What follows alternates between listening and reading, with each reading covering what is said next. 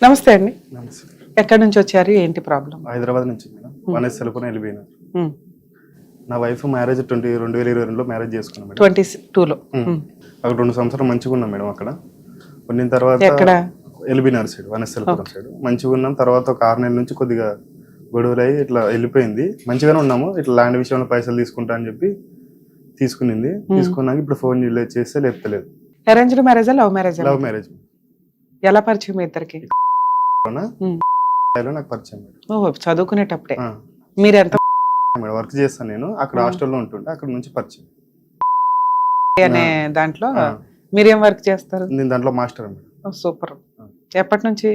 అంటే అక్కడ ఒక 6 నెలల నుంచి అక్కడ చేస్తున్నా. 6 నెలల అయిన తర్వాత ఈ అమ్మాయి నాకు హాస్టల్లో పరిచయం అయింది. హాస్టల్లో పరిచయం. మీరు హాస్టల్లో ఉండేవాళ్ళు? మీరు ఎంతమంది అమ్మా నాన్నకి? నేను, మా తమ్ముడు, మా అక్క. తమ్ముడు, అక్క. వాళ్ళకి మ్యారేజ్ అయినాయా? లేదు, అక్కగా అయింది, తమ్ముడు కాదు. మీతో పాటు ఎవరు వచ్చారు? మీ అక్క వచ్చింది. మీ నాన్నగారు ఏం చేస్తారు? మా నాన్న సైద్యం. ఇప్పుడు ఈ అమ్మాయి పరిచయం కదా, వీళ్ళు ఎక్కడ వాళ్ళు? Madam Vijayawada side. అక్కడ నుంచి పరిచయం. ఇక్కడ పరిచయం అయిన తర్వాత వాళ్ళ ఊరికైతే ఒకసారి. ఇద్దరు ఒకే క్యాస్ట్? లేదు, వేరే వేరే కాస్ట్. ఓకే. ప్రాబ్లం ఏమి రాలా? ఏం రాదు. ఓకే. వాళ్ళ ఇంట్లో ఒప్పుకున్నారు, మీ ఇంట్లో ఒప్పుకున్నారు? వాళ్ళు ఒప్పుకున్నారు. వాళ్ళు మా ఇంటికి కూడా వచ్చిపోయింది. అన్నీ జరిగింది పద్ధతిగానే మ్యారేజ్ అయింది. ఓకే. మ్యారేజ్ అయినాక ఉండేది మీ ఇద్దరు. ఇప్పుడు ఎవరికైనా మ్యారేజ్ అవ్వకపోతే మీరు పోరాడి మరీ పెళ్లి చేసుకుంటారు. చక్కగా అందరూ రెడ్ కార్పెట్ వేస్తే నిలబెట్టుకోవడం చేత కావట్లే. ఏంటి మీ ఇద్దరికి గొడవ ఏంటి? ఇక్కడ అత్తమామల గొడవ లేదు, ఆడపడుచులు గొడవ లేదు, ఆళ్ళ గొడవ లేదు, ఉండేది మీ ఇద్దరు. బిఫోర్ మ్యారేజ్ ఎంతకాలం లవ్ మీ ఇద్దరికి? లవ్ అంటే సంవత్సరం మేడం. 1 year గా ఒప్పించేసుకుని పెళ్లి చేసేసుకున్నావా? ఓవర్ని ఫాస్ట్ ఫార్వర్డ్. ఎంత ఇన్కమ్ వచ్చేది మీకు? నాకు 30 దాకా వచ్చేది. ఇది అందరికి శాలరీలు, కటింగ్స్ ఇవన్నీ పోను? శాలరీ అంటే ఎవరు లేదు, నేనే ఓన్ గా చేసుకుంటావు. ఓకే. కష్టపడినంత వస్తుంది. ఓకే. అప్పటికి అమ్మాయి ఏమైనా జాబ్ చేయడం కానీ అట్లా చేస్తుండే. రియల్ ఎస్టేట్ అని ప్లాట్ల బిజినెస్ చేస్తూ ఉంటాను. ఆఫ్టర్ మ్యారేజ్ కూడా చేసింది. ఇద్దరు ఇన్కమ్ ఏం చేసేవాళ్ళు? వస్తుండే. నేను మొత్తం నా భార్య చేతికి ఇస్తుంటే మేడం. బా, నువ్వు తీసుకెళ్ళి అమ్మాయికి ఇస్తావు. ఇంకొక రూపాయి నేను ఏమి ఖర్చు ఉన్నా ఇట్లా ఇంత ఖర్చు చేస్తా అని చెప్పి మొత్తం లెక్కలు చెప్తుంటే ఆమెకి ఇచ్చేస్తుండే. సూపర్. అట్లా కొన్ని రోజులు నేను మంచిగానే ఉన్నాము. కొద్దిగా మా అక్క ప్లాట్ తీసుకుందాము, కొద్దిగా పైసలు అడగని చెప్పి చెప్పింది మేడం. ఎందుకు అంటే పెళ్ళయ్యే 2-3 years, ప్రెగ్నెన్సీ గానీ పిల్లలు గానీ వచ్చింది. 7 నెలలు. పిల్లలు ఉన్నారా మీకు? లేదు మేడం, పోయింది. ఇప్పుడు ఫోన్ చేసి ఫోన్ లేపుతారు. తర్వాత సంగతి ఫోన్ చేస్తే ఫోన్ లేకపోవడం. ఉన్నది మీరు ఇద్దరు. ప్రాపర్టీ కొనాలి, అసలు ముందు హ్యాపీగా లైఫ్ ఎంజాయ్ చేయాలి. ఫస్ట్ మీకు వచ్చే రూపాయితోటో 2 రూపాయలతో, తర్వాత పిల్లలు ఏంటి అనేది. 3rd స్టెప్ సెటిల్మెంట్ ఇవన్నీ. అవునా? అసలు ముందే 3rd స్టెప్ కిందకి వెళ్ళారు. పిల్లలు కొద్దిగా ఆలోచితే మనం సెటిల్ అవుదాము, ముందే సెటిల్ అవుదాం అనుకున్నారు. తర్వాత పిల్లలు ప్లాన్ చేద్దామని చెప్పింది. సరే అని 2-3 ఇండ్లు కూడా చూసినాం. అంటే ఓన్ గా కొనడానికి. నా ఇట్లా వస్తాయి, మా ఊరు నుంచి కొన్ని పైసలు అడుగుతాను. ఓకే. అమ్మాయి కొంచెం రియల్ ఎస్టేట్ ఇటు కూడా ఉంది కాబట్టి తనకు ఒక ఐడియా ఉంది, తక్కువ రేట్లో ఎక్కడ వస్తే అక్కడ కొని ఉందాము సేఫ్ సైడ్ లో అని. సరే అని చెప్పి నేను కూడా అక్కన అడిగిన. అక్కతో కూడా ఒక 20 దాకా ఇప్పించిన. 20 లక్షల? వాళ్ళు వీళ్ళు అడిగితే వడ్డీ చెప్పి ఇప్పించిన తర్వాత సరే. అంటే ఎంత వాల్యూతో కొందాం అనుకున్నా? వాల్యూలో అంటే మేడం 20 లక్షలు. ఇప్పుడు ప్లాట్ తీసుకుంటాం కదా మేడం, ఏమన్నా కబ్జా లాంటిది. 20 ఇచ్చి తర్వాత ఒకవేళ ఈకుంటే మన పేరు మీద అయితే అని మూమెంట్ ఉంటుంది కదా, అలా ఇచ్చింది మేడం. అమ్మో. అవును మేడం. అట్లా ఇస్తే సర్లే అమ్మ నువ్వు ఎట్లా అని నాకు సంబంధం. ఒక లిటిగేషన్ ల్యాండ్ కొనడానికి ముందుకెళ్ళిందా? అట్లా అయిన తర్వాత సరేలే అని చెప్పి ఇప్పించిన అక్క దగ్గర. కబ్జా చేయడానికి రెడీ అయిపోయినట్టు లెక్క ఒక రకంగా. ఎవరినో మోసం చేద్దాం అనుకుంటే ఏమైంది ఇప్పుడు? ఇప్పుడు మొత్తానికి పోయింది మేడం. ఇప్పుడు పైసలు తీసుకున్నా. ఒక రోజు నేను జాబ్ చేయనిపోతున్నా తిరుపతిలో అని చెప్పింది.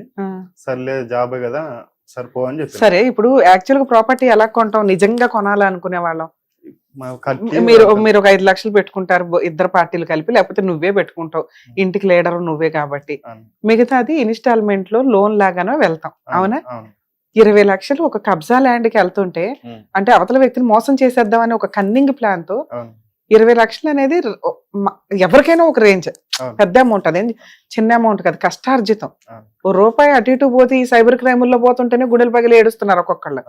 20 లక్షలు అవతల వ్యక్తిని మోసం చేద్దామనే పణంగా పెడుతుంటే మీ తెలివితే అట్లేమైంది? నేను అందుకోసమే అట్లా వద్దు త్రివేణి, వద్దు ఏమున్నా కూడా మనం నిజాయితీగా కొనుక్కుందాము. అది ఎంత అయిపోకని నేను చెప్పి చెప్పిన తర్వాత సరే అని చెప్పింది. మళ్ళీ ఎవరు మాట్లాడింది ఏమో తెలియదు. సర్లే అసలు నీకు 20 లక్షలు మీ అక్క నిన్ను ఏ రకంగా నమ్మిచ్చింది? నమ్ముతా, అక్క నాకు బాగా నమ్ముతా మేడం. నమ్ముతారని మోసం చేస్తారా? ఆ పిల్లని కూడా ఎంత నమ్మిందా, నాకన్నా ఎక్కువ నా భార్యని ఎక్కువ నమ్మింది. సరే మిమ్మల్ని ఏదో ఉద్ధరిద్దాం అనుకున్నారు, మంచి అక్క ఈ రోజుల్లో ఎవరో గాని. అట్లా అయిన తర్వాత ఇప్పించిన తర్వాత జనవరిలోన ఊరికి వెళ్ళిపోయింది. జనవరి 8వ తారీఖు ఇట్లా ప్లాట్ లో ఇరుక్కున్నాను, నాకు గొడవలు అవుతాయి, నువ్వు ఇంట్లో ఉండొద్దు అని చెప్పింది. నువ్వు ఇంట్లో ఉండొద్దు, మీ అక్కలూరికి వెళ్ళిపో. నేను ఒక రోజు అన్ని అసలు అమ్మాయి వెనకాల బ్యాక్గ్రౌండ్ ఏంటి?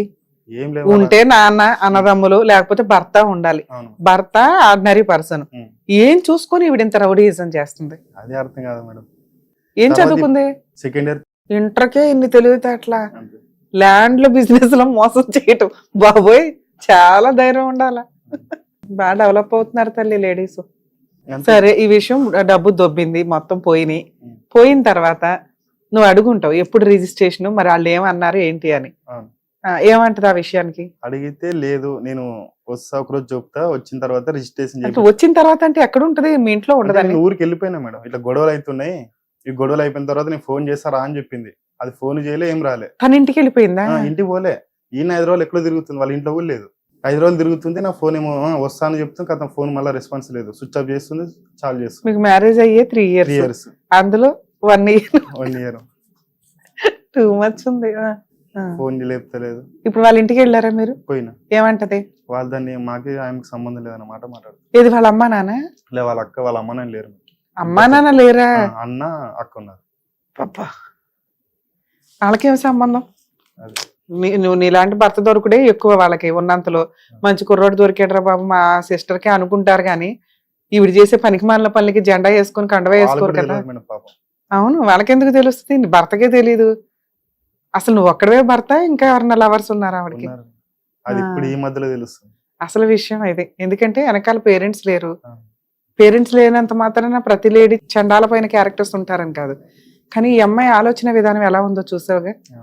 జెంట్స్ ని ట్రాప్ చేసి పెళ్లిళ్ళు చేసుకొని, నేను 3వ మేడం. బాబా అక్కడ 2.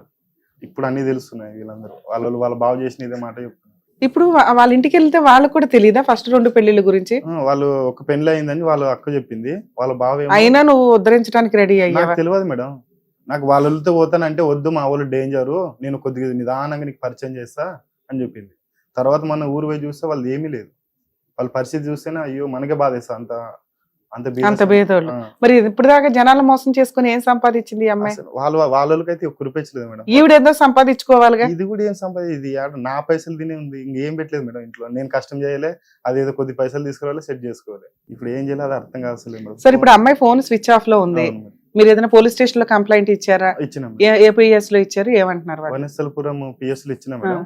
ఇచ్చిన తర్వాత అంటే నేను ఇట్లా పైసలు తీసిపోయిందని చెప్పలే, మిస్సింగ్ అయిందని కేసు పెట్టిన తర్వాత సారు సర్లే నేను కనుక్కుంటా అని చెప్పి ఫోన్ చేసి కనుక్కున్నాడంట. నేనేం సేఫ్ గానే ఉన్నానండి, నాకేం ఇబ్బంది లేదు, నేను మంచిగానే ఉన్నాను ఒక ఇన్ఫర్మేషన్ లెటర్ ఇచ్చేసి ఊరుకుందా? ఇచ్చేసింది. వాళ్ళు మొత్తం చూపించిండ్రు, నీ భార్య మంచిగానే ఉంది, సేఫ్ గానే ఉంది. లొకేషన్ అంతే, మిస్సింగ్ కంప్లైంట్ ప్రకారం వాళ్ళు అంతే మాట్లాడారు. లొకేషన్ తెలిపాను సార్, మరి నేను కూడా చూడాలి కదా అని అడిగితే లేదు నేను ఒక 2 రోజులు ఆగి పెట్టిపిస్తా చెప్పిన ఆమెకి, పెడితే నువ్వు వదులే అని మాట చెప్పిండు.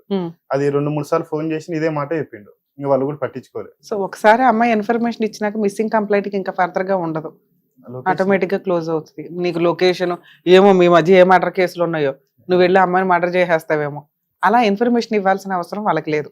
బతుకుంది, నువ్వు మిస్సింగ్ అన్నావు, బతుకుంది, ఎవడో కిడ్నాప్ చేయాలా, ఈ ఇన్ఫర్మేషన్ వరకు వాళ్ళు వీడియో కాల్లోనో ఫోన్లోనో మాట్లాడతారు. సరే వాళ్ళైతే ఏదో వెతికారు. ఈ కంప్లైంట్ జరిగే ఎంత కాలం అయింది? 1.5 month. ఇంకా మొత్తం డోర్స్ క్లోజ్ అయినాయి నీకు? అన్ని డోర్ క్లోజ్ అయిపోయినాయి. మొత్తం వాళ్ళు మొత్తం చూసినప్పుడు అన్ని డోర్ క్లోజ్ అయిపోయినాయి. అందుకోసం లాస్ట్ ఇదే అనుకుని మేమేం చేస్తాం అనుకుంటున్నారు? ఏం పిలిపించి ఏమని మాట్లాడతారేమో. ఎక్కడుందని పిలిపించాలి బాబోయ్, మీ ఎక్స్పెక్టేషన్ కో నమస్కారం అండి బాబు. ఇది చూసారా, పోలీస్ స్టేషన్ కంప్లైంట్, వాళ్ళు కనీసం ఏదో బతుకుందని ఒక ఇన్ఫర్మేషన్ ఇచ్చిన అమ్మాయిని మేము డిటెక్టివ్ ఏజెన్సీ ఒకటి రన్ చేసి వెనకాల ఆవిడని ఎత్తుక్కొచ్చి మీరు గాలి వాళ్ళందరినీ తగులుకుంటా ఉండండి, బయట మొత్తుకుంటున్నాం ఆడపిల్లలు చాలా డేంజర్ గా ఉన్నారు, మగపిల్లలు జాగ్రత్త జాగ్రత్త అని. అక్రమ సంబంధాల వాళ్ళకు కూడా మేము గొంతు చించుకొని చెప్తున్నాము. నానా రకాల జబ్బులతో మనుషులు బయట పడి చావట్లేదు, చాలా దారుణంగా ఉన్నారు ఈ హెల్త్ ప్రాబ్లమ్స్ విషయంలో. కొన్ని ఏరియాలు, నేను ఏరియాలు చెప్పట్లేదు కానీ ఎయిడ్స్ చాలా సీరియస్ గా ఉంది. బయట వ్యక్తులు ఎలా ఉన్నారని తెలియకుండా అది లవ్వో ఇంకొకటో, మేము అందుకే చెప్తాము మెడికల్ టెస్టులు చాలా ఇంపార్టెంట్. అవతల వ్యక్తి యొక్క కుటుంబం గురించి, ఇప్పుడు జెంట్స్ ఎక్కువ పర్సెంట్ మోసపోతున్నారు ఓకే, కానీ వాళ్ళలో కూడా చండాలం వాళ్ళు ఉన్నారుగా మోసాలు చేసేవాళ్ళు. ఎక్కువ పర్సెంటేజ్ మనం ఈ మధ్య కాలంలో చూస్తుంటే ఒక 6-7 ఇయర్స్ నుంచి లేడీస్లో విపరీతమైన చైతన్యం వచ్చేసింది. దారుణంగా మోసం చేస్తున్నారు జెంట్స్ని. అందులో ఒక బలిపశువు మన ముందు కూర్చున్నారు, ఒక విక్టిమ్ అనుకోవాలి. కానీ చట్ట ప్రకారం వీళ్ళకి ఫేవర్ గాను లేదు, ఏమీ చేయలేరు. మరి ఇదే పొజిషన్లో మహిళ ఉంటే ఏం చేయగలదు? భర్త కనిపించట్లా, మిస్సింగ్, చక్కగా అత్త మావ గొంతు పట్టుకుంటుంది. 498 కేసులు, డొమెస్టిక్ వైలెన్స్లో ఏవో ఒకటి వేసి, ఏదైనా ప్రాపర్టీస్ ఉంటే అటాచ్మెంట్ చేసుకుంటుంది. ఇక్కడ పెళ్ళి అనే ముసుగులో ఒక అబ్బాయిని ట్రాప్ చేసి ప్రాపర్టీ కొంటాను నేను రియల్ ఎస్టేటు అని చెప్పి 20 lakhs అడ్డంగా, అంటే 20 lakhs వసూలు చేయడానికి ఆవిడకున్న ఒకే ఒక target 1 year love, 1 year marital relation. 1 year కూడా లేదు, 8 months marital relation. Super business, బతికేయండి. ఎట్లా ఎవరో ఒకరు దొరుకుతారు తల్లి మీలాంటి వాళ్ళకి. చెక్కేస్తారు అంటారు చూసారా సినిమా డైలాగుల్లో, అలా చెక్కి పడేస్తారు. మహిళల్ని నమ్మట్లా మీలాంటి వాళ్ళ వల్ల. నిజంగా మంచి అమ్మాయిలు బక్కరాలు అయిపోయి పాపం వాళ్ళ జీవితాలు సర్వనాశనం అవుతున్నాయి. ఇక కొన్ని రోజులకి ఎవడో పెళ్లిళ్ళు చేసుకోడు ధైర్యంగా ముందుకు వచ్చి, ఇక సహజీవనాలు గట్రాలు అనుకుంటూ తిరిగేసి ఒకళ్ళ మీద ఒకళ్ళు, అప్పటికి కేసులు కూడా ఎత్తేస్తారు. ఏమో అప్పుడప్పుడు సుప్రీంకోర్టుకు ఏదో సెన్సేషనల్ జడ్జిమెంట్స్ ఇస్తూ ఉంటారు, కానీ మేబీ రియలైజ్ అవుతారు ఒక స్టేజ్ తర్వాత. ఎప్పుడు లా మారుతానే ఉంటుంది. ఫేవరబుల్గా లేడీస్కే ఉంటుందని చెప్పడానికి లేదు. ఎందుకంటే ఇప్పుడు సైబర్ క్రైమ్ ఏ రకంగా పెరిగిందో మహిళా క్రైమ్ అని ఒకటి పెరుగుతుంది గట్టిగా. మేకప్లు విపరీతంగా వేసుకొని కుర్ర అమ్మాయిలాగా పెళ్లిళ్ళు చేసుకుంటున్నారు. పెళ్లిళ్ళు 4-5 అవుతుంటే వేరే ఏరియాలు మారుస్తూ ఉంటారు, వచ్చి ఎట్లాంటి వాళ్ళు పట్టుకొని పెళ్లిళ్ళు చేసుకుంటారు. ఎక్కడ దొరికిద్ది అమ్మాయి? దొరికితే మాత్రం మనం ఏం చేయగలం చెప్పండి? ఏదో అడగాలి కదా మనం, ఏంటి న్యాయ పోరాటం చేస్తావా కూర్చొని? ఏం చేయలేం కదా. అక్కడ అమ్మా నాన్న లేరు, ప్రాపర్ గా ఆస్తులు లేవు, గాలిపటం తిరిగినట్టు తెగిన గాలిపటం లాగా తిరుగుతుంది మహాతల్లి. అసలు ఆవిడకి ఏం జబ్బులు అంటగట్టుకుందో మనకి ఇంకా తెలియదు. నీ అదృష్టం బాగుండి నువ్వైతే 2వ వాడవో 3వ వాడవో కాబట్టి ఫ్రెష్ గానే బయటపడ్డావు. 20 లక్షలకి టోపీ వేసింది. నీకు అంత ముందు ఉన్న వాళ్ళు ఏమైనా డబ్బులు ఇచ్చారా అమ్మాయికి? అట్లా ఏమైనా ఐడియా ఉందా మీకు? అసలు పాప వాళ్ళు దొరకరు ఎవరికి. పైగా కర్మ ఏంటంటే మగపిల్లలు బయటకు వచ్చి ధైర్యంగా చెప్పుకోరు మేము మోసపోయామండి అని. చెప్పినా ఒక అడ్వకేట్కు ఎవరికో చెప్తారు తప్ప, మహిళా సంఘాలు ఇవి ఉన్నట్టు జెంట్స్కి కూడా కొత్తగా ఇంకా సంఘాలు స్టార్ట్ అవుతాయి. ఏదో 1-6 ఎక్కడో సిగ్గుతో ఉంటున్నారు, కానీ తెగించి బయటకు వచ్చినప్పుడు ఎవరికి న్యాయం జరగకుండా అవుతుంది. 2 సిమ్ములు చాలు ఉన్నాయి. ఇప్పుడు ఇంతకుముందు అన్ని ఫోన్ స్విచ్ ఆఫ్ ఉండే, ఇప్పుడు 2 చాలు చేసింది. ఫోన్ రన్నింగ్ లో ఉందా మీ వైఫ్ది? ఇప్పుడు కొత్త నెంబర్లు ఎక్కడి నుంచి వచ్చినాయి మీకు? ఆవిడ నేనే అప్పుడు మ్యారేజ్ చేసుకున్నప్పుడు 2 ఇప్పుడు ఇవి బంద్ చేస్తున్నాయా? మరి నువ్వు ఫోన్ చేస్తుంటే తీయదా? ఏం చేస్తుంది? అసలు ఫోన్ కట్ చేస్తుంది. కట్ చేస్తుంది. ఓకే. మీ అక్క వాళ్ళు కానీ మీ బావ వాళ్ళు కానీ ఎవరైనా మాట్లాడినా తీయదా? లేదు, అక్క చేసి కూడా వచ్చి ఇప్పుడు వచ్చేటప్పుడు చేసింది, లేపట్ల. ఇంకొక సిమ్ అవసరం ఉన్నప్పుడు లేపుతుంది, అవసరం ఉన్నప్పుడు స్విచ్ ఆఫ్ చేసి పెడుతుంది. మీరు 20 లక్షలు మోసపోవడానికి పెట్టారు కదా, ఇప్పుడు ఈ సిమ్ కార్డులు మళ్ళీ మొత్తం బ్లాక్ అవుతాయేమో ఒకసారి చూసుకోండి. ఎందుకంటే అవి లైన్ లో ఉన్నాయి. మీరు ఎవరైనా ఒక డిటెక్టివ్ ఏజెన్సీని ఎవరైనా ఒకళ్ళు పెట్టుకొని వాళ్ళు ఏదో నామినల్ ఫీజు అడుగుతారు. అమ్మాయి ఎక్కడ ఉంది అంటే అసలు ఇప్పుడు మనం మాట్లాడడం వల్ల ఏం ఉపయోగమో తర్వాత మాట్లాడదాం. ఫస్ట్ ఏం చేయగలం? ఇట్లా మిస్ అయిపోయి పారిపోయిన అమ్మాయిల వల్ల మనకి ఏంటి ఉపయోగం? 20 లక్షలు రావాలి మనకి. 20 లక్షలు వసూలు చేయాలి అంటే ఆ అమ్మాయి దగ్గర వసూలు చేయడం జరిగే పనే కాదు. ఆ అమ్మాయి మీద మనం చీటింగ్ కేసు వేయాలి. మీరు ఒక అడ్వకేట్ని పెట్టుకొని 20 lakhs తీసుకొని పారిపోయింది దొంగతనంగా అని వెయ్యాలి. ఎప్పుడు వేస్తారు? ఆల్రెడీ మీరు మిస్సింగ్ కంప్లైంట్లో మిస్సింగ్ అనే వేశారు. ఇట్లా డబ్బు పట్టుకొని వెళ్ళిపోయి చీట్ చేసి పారిపోయిందని చేయలేదు. అది దాంట్లో ఉండాల్సింది. ఆ పాయింట్ ఉంటే ఈరోజు మీరు ప్రైవేట్ కంప్లైంట్ వేయడానికి బాగుంటుంది. సరే, ఆవిడ వచ్చి నేను మిస్సింగ్ కంప్లైంట్ అని ఇచ్చాడు అని గెలిసి పోరాడాలి కదా. ఆవిడ పోరాడాలి అన్నా ముందు కేసుకి రావాలి. అర్థమవుతుందా? సో మీకున్న ఆప్షన్ ఇలాంటి కేసుల్లో నిజంగా వైఫ్ వెళ్ళిపోయి మీరు అమౌంట్ ట్రాన్సాక్షన్స్ కానీ ఈ ఎవిడెన్స్లు ఉంటే ఇలా తీసుకుందండి, ఇట్లా మోసం చేసింది, నేను 3వ భర్తని, నాకు ఇప్పుడు తెలుస్తుంది ఇవన్నీ, ఆ 20 lakhs ఇవ్వమంటే ఇంట్లో నుంచి వెళ్ళిపోయి తెచ్చిస్తాను అని చెప్పి కనిపించకుండా మాయమైపోయింది అని ప్రైవేట్ కంప్లైంట్ ఫైల్ చేయండి. ఎందుకంటే కోర్టు వాళ్ళు పోలీసులు ఈ కేసు తీసుకోరు, కోర్టులో వేసుకోవచ్చు. మేజిస్ట్రేట్ ముందు కాస్త కరెక్ట్గా మీరు ఇది ప్రజెంట్ చేయగలిగితే విత్ ఎవిడెన్స్తో ఆ అమ్మాయి మీద ఎఫ్ఐఆర్ రిజిస్టర్ చేయండి అంటారు. ఎక్కడో అక్కడ కాదు. ఇట్లాంటి కేసుల్లో 99% జడ్జెస్ పాజిటివ్గానే ఉంటారు. భార్యాభర్తల కాపురం వేరు, కాపురంలో భార్యకి నువ్వు పెట్టింది వేరు. భార్య టార్గెట్గా భార్య అనే ఒక టైటిల్ వేసుకొని మోసం చేయటం వేరు. ఇక్కడ ఈ అమ్మాయి టార్గెట్ నువ్వు, డబ్బు వసూలు చేయటం. మంచి అమ్మాయిలాగా పర్ఫెక్ట్ గా ట్రై చేసింది. అమ్మాయి ఫోన్లే ఒక మంచి పిల్ల దొరికిందిలే, వెనకాల బ్యాక్గ్రౌండ్ లేదు, నేను బాగా చూసుకుంటే నన్ను ఇంకా బాగా చూసుకుంటుందని నువ్వు అనుకున్నావు. మీ అక్క వాళ్ళని వీళ్ళని కూడా మంచిగా ట్రాప్ చేసింది. మీ లైఫ్ స్టైల్కి 20 లక్షలు అంటే చాలా జీవితకాలం, మాక్సిమం ఓ 5 ఏళ్ళు 10 ఏళ్ళ ఇన్కమ్. దాన్ని తీసుకెళ్ళి అడ్డంగా అమ్మాయి చేతిలో పెట్టారు. పోనీ అదేమన్నా రియల్ గా కొన్నారా? కొంటే పోనీ దాన్ని మనం ఇప్పుడు రిజిస్ట్రేషన్ అటాచ్మెంట్ అనొచ్చు. ఒక ఫేక్ దానికి పెట్టావు. ఇది పని కట్టుకుని మోసపోవడం కింద లెక్క. మీరు కొంచెం రియలైజ్ అవ్వాలా. ఈ ఎపిసోడ్స్ వల్ల ఏం ఉపయోగం, టైం వేస్ట్ అని అనుకోకండి.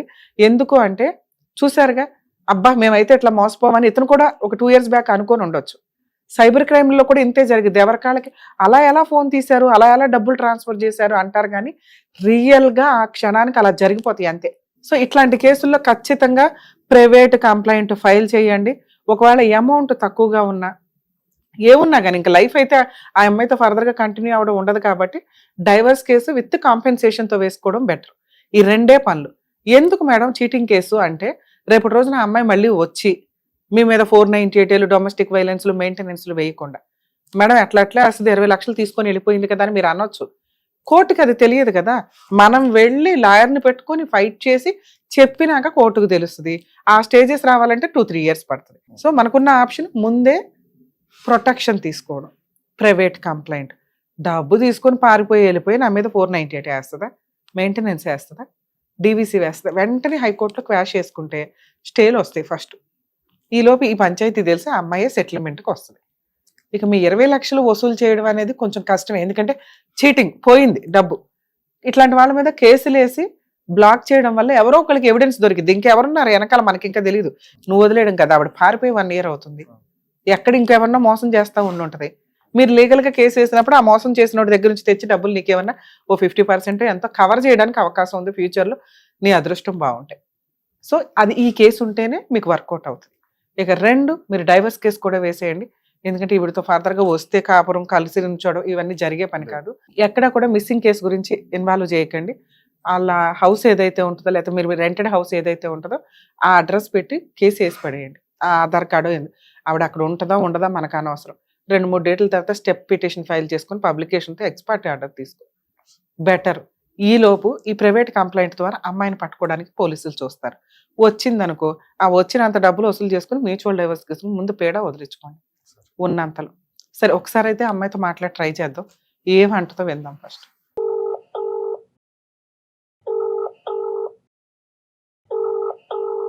హలో అమ్మ, త్రివేణియా మాట్లాడేది? అడ్వకేట్ రమ్యాని మాట్లాడుతున్నానమ్మా, సుమన్ టీవీ నుంచి. మీ హస్బెండ్ వచ్చాడమ్మా రవి ఇక్కడికి, మన న్యాయవేదిక ప్రోగ్రామ్కి. నాన్న మీరేమో అసలు ఎక్కడున్నారో కనిపించట్లేదట, అడ్రస్ తెలియట్లేదంట. 20 lakhs ఏదో బిజినెస్ చేస్తాను, రియల్ ఎస్టేట్ చేస్తాను అని ఏదో ల్యాండ్ కొంటానని తీసుకున్నారంట. అవునండి. ఏం చేద్దాం, ఆ అమౌంట్ ఎట్లాగా వాళ్ళ అక్క దగ్గర నుంచి ఎక్కడి నుంచో అప్పు తీసుకున్నాడంట కదమ్మా అది. అవునండి, 1-2 months నేను టైం తీసుకున్నానండి. ఇంకా ఎవరి దగ్గర? తనతోనే నేను మాట్లాడాను. May 5th అట్లా ఇస్తానని చెప్పానండి. నా May 5th ఇస్తానందంట కదా అమ్మ. అండింది కానీ ఫోన్ లేకపోతే ఏం ఫోన్ లిఫ్ట్ చేయట్లేదు. జనవరికి ఇస్తాను చెప్పి. ఏమ్మా జనవరికి ఇస్తానన్నారంట కదా మీరు? జనవరికి ఇస్తానన్నామండి. ఇంట్లో నుంచి కొంచెం నేను వేరే ఇష్యూ అయ్యి ఇంట్లో నుంచి వచ్చేసిన తర్వాత రెగ్యులర్ గా నేను కాంటాక్ట్ లో ఉన్నప్పుడు May 5th ఇస్తాను, May 5th వరకు నాకు టైం ఇవ్వు, ఏదైనా ఉంటే మాట్లాడుకుందామని చెప్పానండి.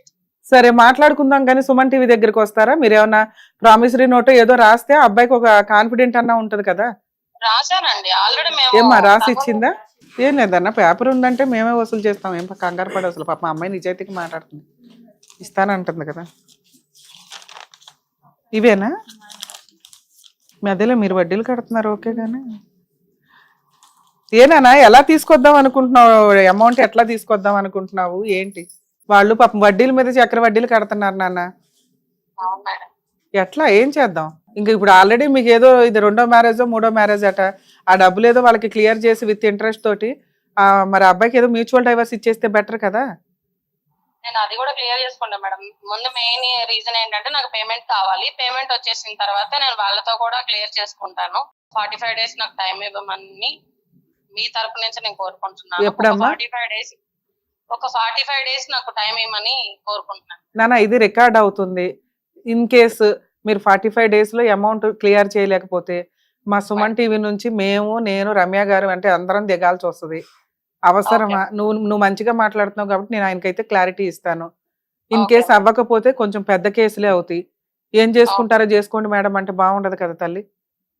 ఇట్లాంటి వాళ్ళు నేను తీసుకున్నాననే చెప్తున్నాను కదా మేడం. అవునమ్మా ఒప్పుకుంటున్నావు కానీ వాళ్ళు వడ్డీలు చక్ర వడ్డీలు కట్టుకోలేకపోతున్నారు.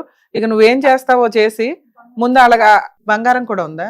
మరి బంగారం పంచాయతీ కూడా ఏం చేసావు బాబు? ఇవన్నీ ఏం చేద్దాం అనుకుని తీసుకున్నావు ఈ డబ్బులన్నీ? ఏనా త్రివేణి? నేను గత తీసుకొని 10-15 రూపాయలు 20 రూపాయలు వడ్డీలు కట్టి చాలా ఇబ్బంది పాలైపోయాను మేడం. ఎందుకు నాన్న ఇప్పుడు చిన్న వయసు హ్యాపీగా మంచి భర్త దొరికాడు, పెళ్లి చేసుకొని సంతోషంగా రూపాయి పోగేసుకుంటారా? లేకపోతే ఒకేసారి నెక్కేసి ఆకాశంలో విహరిద్దాం అనుకుంటారా?